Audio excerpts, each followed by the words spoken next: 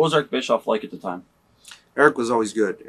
We had obviously had some, how do you say, some not fallouts, just disagreements. But the bottom line is he's always been straight up.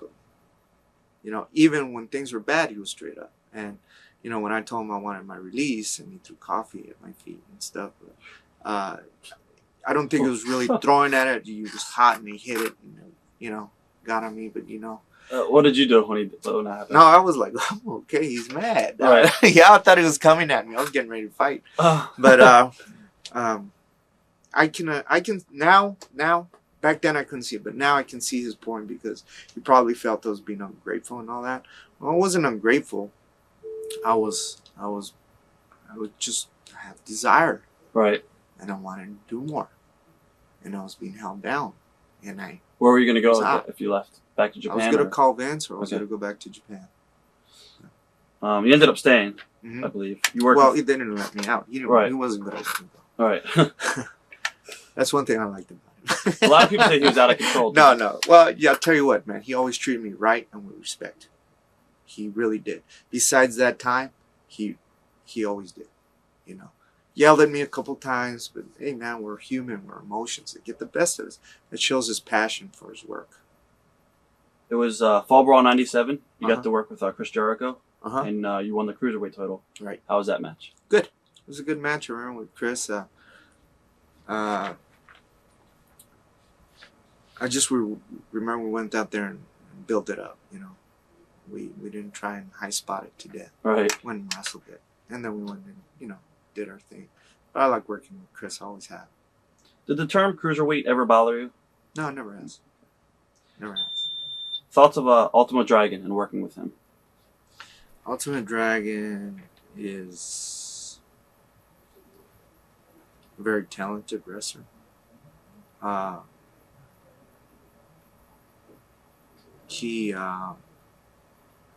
knew him since Mexico, and I always liked his style.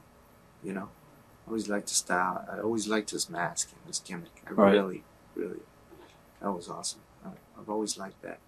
I never have known him very personally, so I can't say much more. Besides that, he's a professional. He works hard. Getting back to the Cruiserweight term, did you ever feel that the wrestling fans wouldn't take you seriously as a main eventer because of that term, if you were branded with the term Cruiserweight? Well, yeah, that has crossed my mind. But I think nowadays, you got people that were cruiserweights or were considered cruiserweights that are main eventers now. Benoit, Jericho, those guys deserve it, man. They've worked hard. Liger wrestles in main events too, It just cruiserweight for me is a style. Chris Jericho said it best. It's more than weight. It's a style that can be done. It's a style of wrestling. I'm sorry. Oh, God. Rey Mysterio Jr. You knew him back in Mexico and AAA and stuff like that, and here you guys are working together in WCW now. You had a great hair versus title match with Rey, and what are your thoughts and your memories on the feud with Rey Mysterio Jr.? Mask versus title, right? Right. Sorry. That's okay. That was a great match. I love Rey. I love him like my little brother. That's how much I think of Rey. He's a kamikaze, man. He has no fear. And I like that he has no fear with me, because it's a compliment to me. Because being a base, with all the stuff he does, I got to catch him and I got to support him. Do that stuff. Base him for his moves.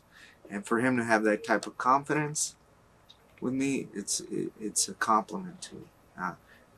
Man, I just love that guy. He's just a great, he's one of my favorite people.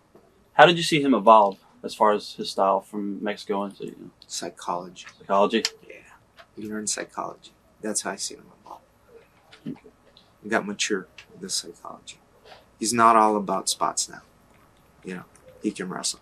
And that for me is very admirable, because he wants to get better. He's always looking to get better. What are your thoughts on the gimmick where Chavo had to wear the shirt that said Eddie Guerrero is my favorite wrestler, cheat to win t-shirt? Oh, he hated that. He wanted to kill me. That was some great stuff that you guys did. Yeah, he was really defensive. He was really defensive at first.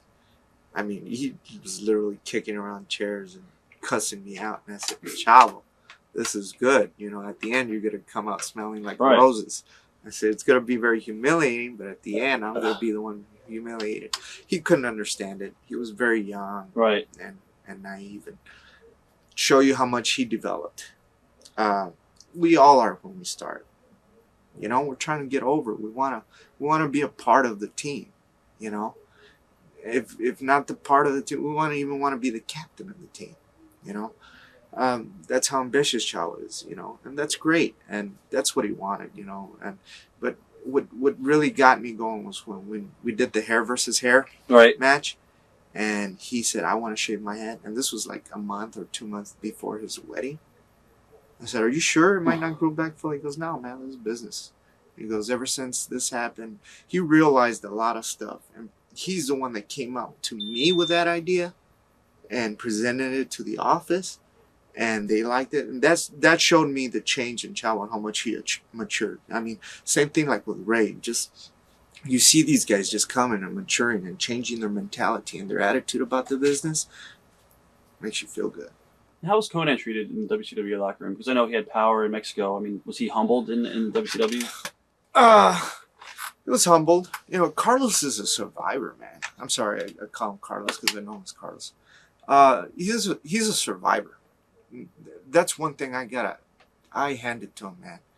Talk about knowing how to promote yourself, and how to get yourself in places and in spots. Konnan's one of the best. I've seen him do it everywhere he goes, man. And that's a great quality in this business. Whose idea was it for the promo where you did on Nitro, where you cut a promo saying that Eric Bischoff was holding yourself and all the younger guys back? Was that an office decision, or was that... I kind of ran it at Eric. It was a last-minute thing, and I liked it. I think that if I would have had time to prepare for it, it would have been a lot better, because I went out there scared out of my butt. Because I didn't know what to say. And everybody say this and say that. I didn't know what to say, man. You know, that's another opportunity. That's one of the opportunities I wish I had back. Was it hard to do mic promos and stuff like that because you weren't used to doing promos, maybe? If I had time to prepare for it, okay. Right. But yeah, I wasn't. I'm not saying I'm good at it because I don't know where I stand on that. Because I've never been really I don't know, evaluated on that. But I guess when I got to WWF, you know, I learned a lot when it comes to that promos and vignettes and stuff like that. I learned a lot. You know, I learned a lot from my brother Mondo, who's an actor too.